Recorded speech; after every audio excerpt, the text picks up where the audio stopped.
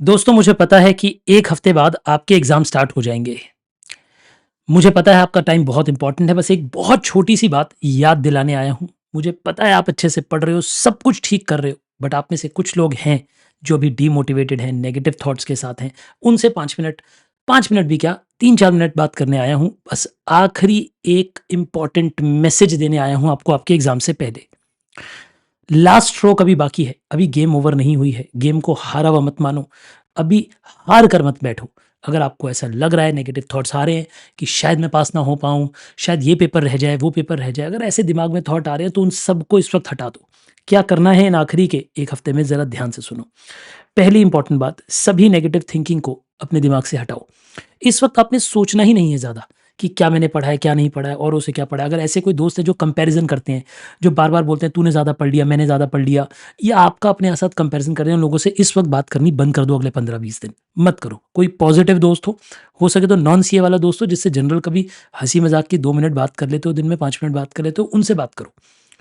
Negativity से दूर रहो। अपने आस-पास सिर्फ़ पॉज़िटिविटी रखो, अपने आप को पॉज़िटिव रखो और ये मानो कि मैंने जितना पढ़ा है उसी में से पेपर आएगा। अगर पॉज़िटिव रहोगे ऐसा ही होगा। जो पढ़ा है उसी में से पेपर आ जाएगा मेजर, उसी में से पास हो जाओगे। इस वक़्त ध्यान रखना आपका हर एक दिन 3 दिन के बराबर है, क्यों? क्योंकि पहले जो आप पढ़ते थे ना, आपको ये डर होता था कि एग्ज़ाम तक याद नहीं रहेगा। लेकिन अब एग्ज़ाम इतनी पास आ चुकी है कि इस वक़्त जो भी पढ़ोगे वो एग्ज़ाम तक याद रहेगा, एग्ज़ाम सामने खड़े हैं। अब आप जो भी पढ़ोगे वो आपको याद रहने ही वाला है। अगर आपको ऐसा लगता भी है ना कि आई एम फॉरगेटिंग थिंग्स, ऐसा नहीं होता। एग्जाम में क्वेश्चन देखकर वो क्लिक हो जाता है, पॉइंटर्स याद आ जाते हैं, हेडर्स याद आ जाते हैं, आप लिख पाते हो उसके अंदर का कंटेंट। तो इस वक्त आपका हर एक दिन 3 दिन के बराबर मेहनत कराता है। अभी जो 7 दिन बचे हैं, मान के चलो 21 डेज का आउटपुट आप निकाल सकते हो। 12 से 13 घंटे का इफेक्टिव आउटपुट निकालो। फोन को अपने से दूर कर दिया करो। जिस वक्त पढ़ने बैठते हो, 4-4 घंटे के कंसंट्रेटेड सेशन लगाओ और उन सेशन में ज़ीरो डिस्ट्रैक्शन रखो। कोई फ़ोन नहीं, किसी से बात नहीं, कोई खाना-पीना नहीं, कहीं टहलना नहीं, सिर्फ़ एक जगह बैठो और 4 घंटे का सेशन लगाओ। आधा 1 घंटा ब्रेक लो, फिर दोबारा 4 घंटे का सेशन लगाओ, फिर एक आधा घंटा ब्रेक लो, फिर 4 घंटे का सेशन लगाओ। ऐसे अपने दिन को प्लान करो, ठीक है जी? कोई नए क्वेश्चन नहीं करने, कोई नए मटीरियल नहीं करना, कुछ नया नहीं पढ़ना इस वक़्त। इस वक़्त अभी बहुत सारे लोग आपको पीडीएफ भेज रहे होंगे, टेलीग्राम ग्रुप्स पे मैसेजेस आ रहे होंगे, ये कर लो, वो कर लो। अरे भैया कुछ मत करो। इस वक़्त जो पढ़ लिया है उसी को फ़ोकस करो, उसी को रिवाइज़ करो। क्योंकि इस वक़्त अगर रिवाइज़ नहीं किया तो पहला जितने भी महीने आपने पढ़ाई करी वो सब वेस्ट हो जाएगी। जो पढ़ रखा है उसी को रिवाइज़ करो, नो न्यू क्वेश्चन।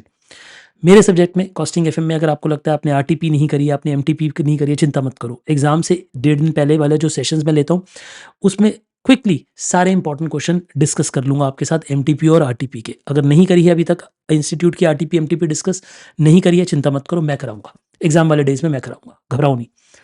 लेकिन इस वक़्त कोई नया क्वेश्चन आप मत खुद उठाओ। मैं आपको बताऊँगा क्या करना है, क्या नहीं करना। इस वक़्त आपने अपने एंड पे सिर्फ़ और सिर्फ़ वही क्वेश्चन्स करने हैं जो आपने कर रखे हैं। जिनके सिर्फ़ ग्रुप 2 के एग्ज़ाम है उनके पास थोड़ा-सा ज़्यादा समय है, बट वो भी फ़ोकस इसी तरीके का बनाकर चलें। ठीक है जी? Just focus on what you have already covered. सिर्फ़ जो पढ़ रखा है उसी को फ़ोकस करो, उसी को पढ़ो। मैंने फिर से मैं बोलना चाहूँगा, नेगेटिविटी को दूर रखो अपने से। नेगेटिविटी बिल्कुल दूर रखो। पॉज़िटिव कमेंट करो कि सर मैं पास होऊँगा मई वाले एग्ज़ाम्स में। पॉज़िटिव कमेंट करो अभी के अभी। अगर आप मेहनत करने वाले हो अगले 7 दिन, लिखो I will pass in May 2026 attempt. ठीक है जी? मेहनत करिए, मेरी गुड विशेज़ आपके साथ हैं।